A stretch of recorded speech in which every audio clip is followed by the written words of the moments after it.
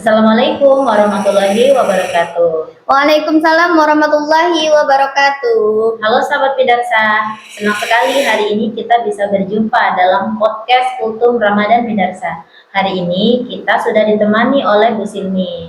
Apa kabar Bu Silmi? Baik, alhamdulillah Bu Alfi.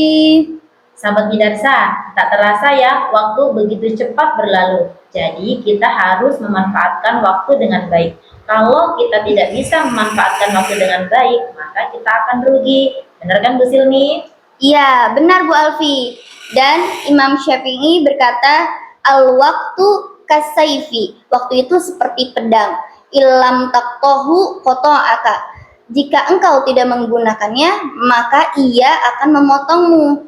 Nah, di sini itu maksudnya kalau kita ini tidak menggunakan waktu dengan sebaik-baiknya, maka waktu yang akan menebas kita dengan penyesalan, terus kekecewaan, dan bahkan kerugian Bu Alfi di dunia maupun di akhirat.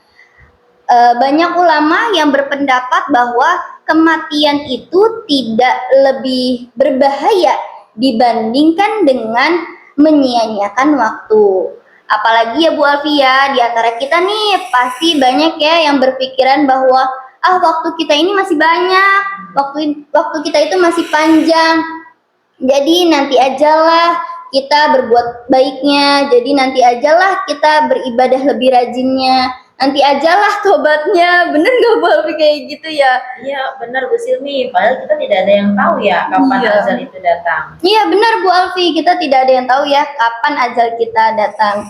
Yang paling penting intinya kita itu harus siap, karena waktu itu tidak akan menunggu kita kapan siapnya. Seperti di dalam surat Al-Asr ayat 1 sampai 3. A'udzubillahi minasyaitonirrajim.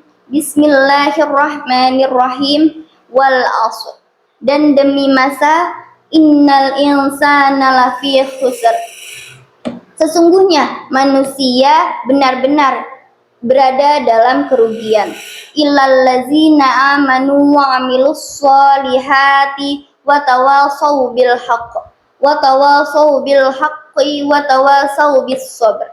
Kecuali orang yang beriman dan beramal soleh serta saling menasehati untuk kebenaran dan kesabaran. Masya Allah Bu Silmi. Lalu bagaimana ya cara agar kita mengatasi kelalaian waktu itu sendiri? Cara agar mengatasi kelalaian waktu. Yang pertama mungkin kita bisa membuat skala prioritas Bu Alfi. Jadi kita itu menulis semacam schedule gitu, menulis kegiatan apa yang ingin kita lakukan. Tapi ingat, dahulukan kewajiban dibandingkan kesenangan. Dahulukan sholat dibandingkan dengan urusan-urusan yang lain. Jangan sampai yang sunnah mengalahkan yang wajib, pun sebaliknya yang wajib mengalahkan yang sunnah. Semua harus balance Bu Alfi, harus seimbang sesuai pada penempatannya masing-masing. Nah yang kedua, muhasabah diri ya, atau koreksi diri. Nah itu penting nih Bu Alfi, kita itu muhasabah diri. Hari ini kita ini sudah berbuat baik kepada orang lain atau tidak. Hari ini kita itu, kegiatan kita ini sudah bermanfaat untuk orang lain atau tidak. Hari ini kita sholatnya sudah tepat waktu atau belum. Nah, kalau orang yang sering muhasabah diri atau koreksi diri, insya Allah berubah menjadi lebih baik, yaitu akan lebih mudah. Nah, yang ketiga itu, nah ini nih Bu Alfi, pilih lingkungan yang baik. Contohnya, kita itu harus memilih teman yang produktif dalam kebaikan. Misalnya di madrasah kita ini nih, misalkan ada teman kita yang tidak bisa. Nah, berarti kan kita harus mengajarkan mereka. Tapi sebaliknya, kalau ada teman kita yang lebih hebat, lebih pintar, lebih bisa dibandingkan kita, nah kita harus merendah, kita yang meminta diajarkan oleh mereka. Jadi hilangkanlah sombong di diri kita, hilangkanlah gengsi, hilangkanlah iri dengki. Nah, semoga kita semua bisa bermanfaat untuk orang lain, dan semoga kita bisa mempergunakan waktu dengan sebaik-baiknya, karena ya itu tadi ya, azal itu tidak ada yang tahu kapan datangnya. Masya Allah, Bu Silmi ilmunya sangat bagus ya.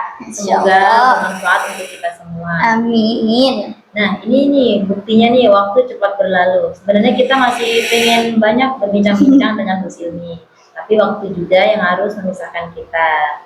Makasih ya Bu Silmi ilmunya. Sama-sama Bu Alfi. Ya. Sampai berjumpa kembali dalam podcast Kultum Midarsa selanjutnya. Wassalamualaikum Waalaikumsalam warahmatullahi wabarakatuh.